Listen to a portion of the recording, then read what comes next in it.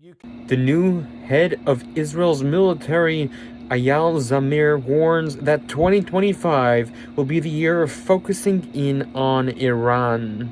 It's going to be a very interesting next few months.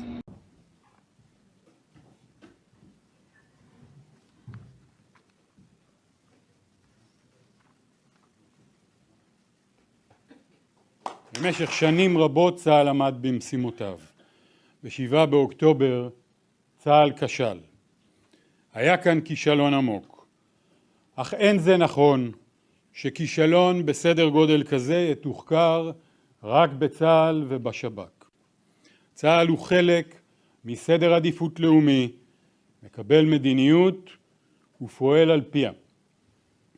הקמת ועדת חקירה ממלכתית נחוצה וחיונית, לא כדי להאשים, אלא בראש ובראשונה כדי להגיע לשורש הבעיות ולאפשר תיקון.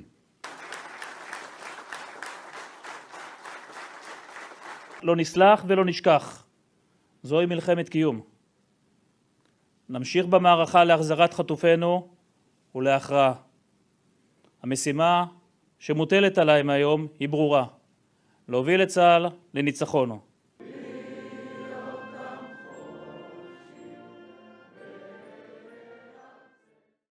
I want to believe that the US will stand by our side, but we have to be ready for that not to be the case. Whether we reach peace in Ukraine soon or not, we need to be able to recognize the Russian threat and better defend ourselves in order to deter such attacks.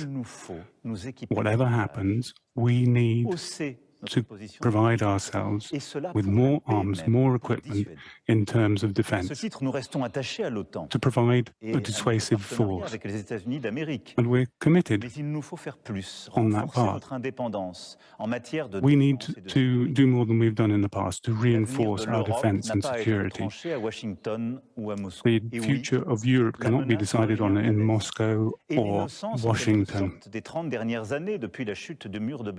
Since the fall of the Berlin Wall, we have seen 3 decades which are now behind us. We're moving on to a new age. We're meeting with the Commission tomorrow, the President of the European Council, for an extraordinary summit. We'll take a number of long-awaited steps which we've been proposing for a number of years, increase in military expenditure, which is something that will be allowed without having it to be subject to deficit rules. Measures to ensure that armaments can be produced on European soil. The latest cutting-edge technology will mobilize the government to strengthen our armies as soon as possible and accelerate reindustrialization in all of our countries. We'll work together with the enterprises in these sectors in the coming days. So, Europe's defense sector, which we've been asking for the last 8 years, will have to become a reality to allow European countries to defend and protect themselves, to produce the equipment they need in their countries, to allow them to cooperate more, and to allow them to reduce their dependence on outside actors. Germany, Poland, Denmark, Baltic states, and many of our partners have announced unprecedented efforts in terms of military spending. So as we look ahead to these actions, France has to recognize its special status. We have the most efficient, effective army in Europe. Because of the choices made by our forefathers after the Second World War, we have a nuclear deterrent, which protects us a lot more than many of our other neighbors. But we didn't expect, or rather, it wasn't necessary to await the invasion of Ukraine to recognize the increasing threats. We've seen how necessary it is to build our defense, and we've doubled our military budget, as you can see on this graph. Because of these efforts, we are now in a position to make supplementary investments. And we'll ask the government to work as quickly as possible on this. These are new investments which will allow us to mobilize private financing and public financing without increases in tax.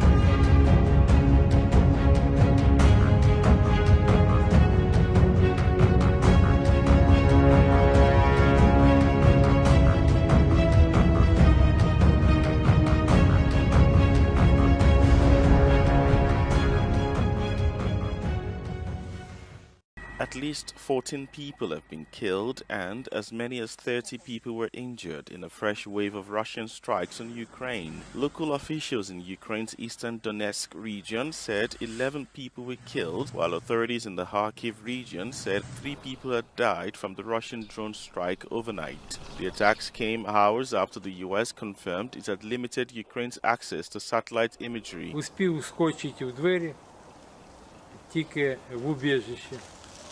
Тільки вскочив в убіжище, сильне зарево і звук шрапнелі по дверям. Тобто я зрозумів, що попало конкретно в нас. Ukrainian authorities released video footage showing flames engulfing a multi-story building in Dobryya following the Russian strikes overnight. Ukrainian President Volodymyr Zelensky condemned the attacks, saying such strikes show that Russia's goals are unchanged.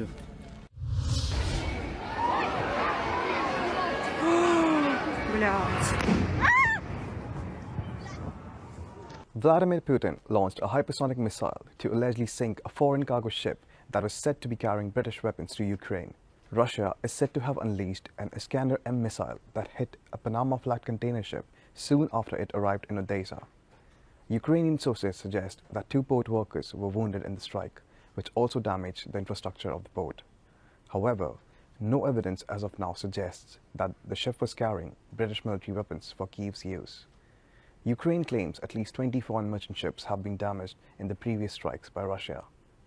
It comes as a dozen leaders from Europe and NATO have assembled in London today for Crunch Summit in a bid to salvage a peace deal for Ukraine. Sir Keir Starmer today said that Britain, France and Ukraine have agreed to work on a ceasefire plan and present it to Donald Trump. The PM also spoke with Donald Trump in an attempt to bridge the rift between the US and Europe after the historic White House showdown, which he found uncomfortable to watch. He said he is focused on being a bridge to restore peace talks, and he used the collapse of the talks as an opportunity to re-engage with Trump and Zelensky. Today's summit is likely to include talks on establishing a European military force to be sent to Ukraine and underpin a ceasefire deal. Its response to US tariffs has been swift and strong. For 2 days in a row, it's put out this statement. If war is what the US wants, be it a tariff war, a trade war, or any other type of war, we're ready to fight till the end. After the session, a chance to try and grab the thoughts of the country's elite. What impact will the trade war have on China? I think it'll have little impact on China because we treat others the way they treat us.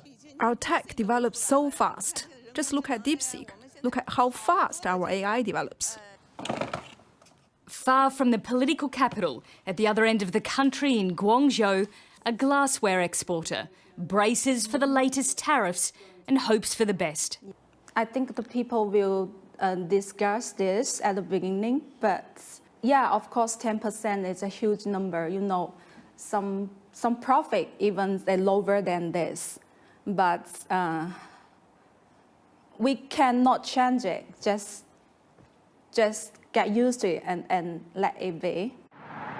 However, it's not easy to let it be when old alliances are shifting and relationships crumbling. And in this new world, as China says, everything is changing fast. Nicole Johnston, Sky News, Beijing.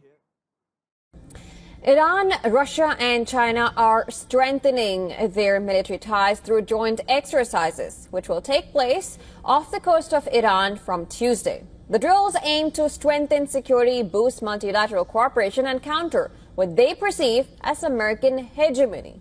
The exercises, codenamed Security Belt 2025, are taking place in the northern Indian Ocean near the port of Chabahar in southeast Iran. The exercise will include simulated attacks on maritime targets, joint search and rescue drills, spot checks and arrests. China has sent the Type 052D guided missile destroyer, Baotu, and supply ship, Gaoyu, from the 47th Naval Escort Task Force to take part in the exercise. For Iran, Russia and China, this exercise is an opportunity to expand their influence across West Asia. This partnership is seen as a challenge to U.S. influence in the region. The Gulf of Oman is a strategic location with many major shipping lanes and oil routes passing through it, making security in this region a top concern. Just last month, Russian President Vladimir Putin and Iranian President Masoud Pezeshkian signed an agreement to boost cooperation in areas including trade and military. The deal comes amid rising tensions between U.S. and Iran. President Trump has vowed maximum pressure to drive Iran's oil exports to zero. He has called for a plan to ask allies to stop and inspect Iranian oil tankers at sea under international accord aimed at preventing Iran from acquiring nuclear weapons. Now, Iran had shot back at Trump, accusing the U.S. of bullying tactics. Iran's UN mission has stated that the country is open to negotiations with the U.S. only if the talks focus on addressing concerns about the potential militarization of its nuclear program. However, it made it clear that if the aim of the negotiations is to dismantle its nuclear program, then talks would never happen. I'm just saying I'd rather see a peace deal than the other, but the other will solve the problem.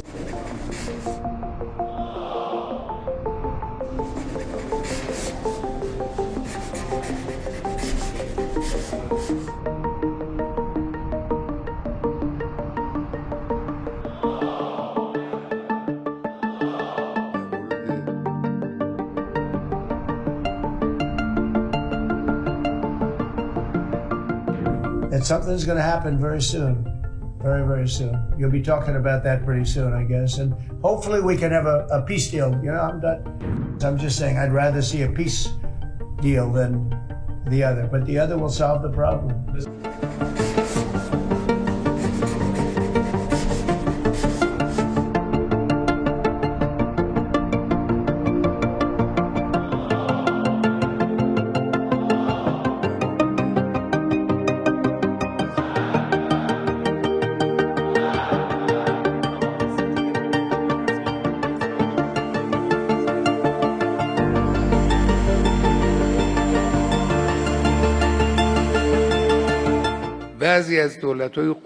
Some bullying governments insist on negotiation, but their negotiation is not aimed at resolving issues, it's for domination. Their approach is, let's negotiate so that we can impose whatever we want on the other side sitting across the table. If they accept, great. If they don't, we will stir up a fuss, saying they distanced themselves from the negotiation table and walked away from the talk. The issue isn't just the nuclear issue that they're talking about now. They'll raise new demands, and these new demands will certainly not be met by Iran, regarding the country's defensive capabilities, regarding the country's international influence. Don't do this. Don't meet that person. Don't go to that place. Don't produce that thing. Your missiles' range shouldn't exceed such and such a distance. Can anyone accept these things? This is what negotiation is for. مذاکره برای این چیزاست.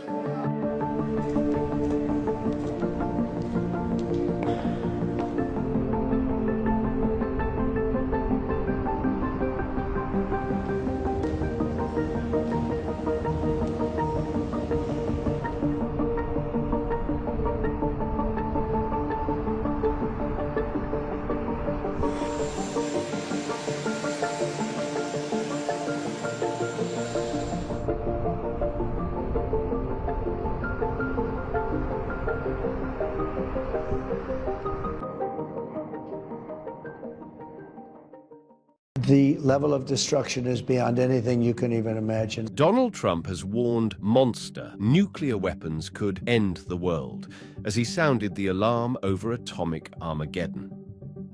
Everybody has to spend all this money on something that if it's used, it's probably the end of the world. The president issued the stark warning in a TV interview on Sunday morning after he floated new arms controls with Russia and China. In an interview with Fox News, Trump said he believes nukes are one of the greatest threats to mankind. The US has the second largest nuclear weapons stockpile in the world, with around 5,000 weapons. Russia has the most, with nearly 6,000, with China a distant third, with around 350. Nuclear weapons have only been used in anger twice, when the US bombed Hiroshima and Nagasaki to end World War II. The 78-year-old went on to say that too many people are focused on claims of climate change rather than tackling the global threat posed by nukes. The president said the threat of nuclear weapons is immediate, warning, it could happen tomorrow. Trump explained, I watched Biden for years say the existential threat is from the climate. I said no. The greatest is sitting on shelves in various countries called nuclear weapons that are big monsters that can blow your heads off for miles and miles and miles.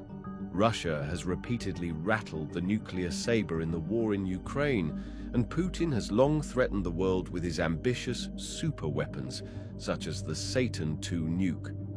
Trump has long vowed to be the president of peace and said he wants to end wars worldwide, especially the raging conflict in Ukraine. On Russia, if I may, President Putin is bombing Ukraine. Yeah. Do you still believe him when he tells you that he wants peace?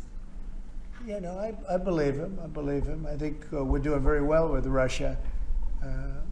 But right now they're bombing the hell out of Ukraine, and Ukraine, I'm finding it more difficult, frankly, to deal with Ukraine. And they don't have the cards. They don't have the cards. As you know, we're meeting in Saudi Arabia on sometime next week, early. And we're talking, I find that in terms of getting a final settlement, it may be easier dealing with Russia, which is surprising because they have all the cards. I mean, they're bombing the hell out of them right now. And I put a statement in, a very strong statement. Can't do that. You can't do that.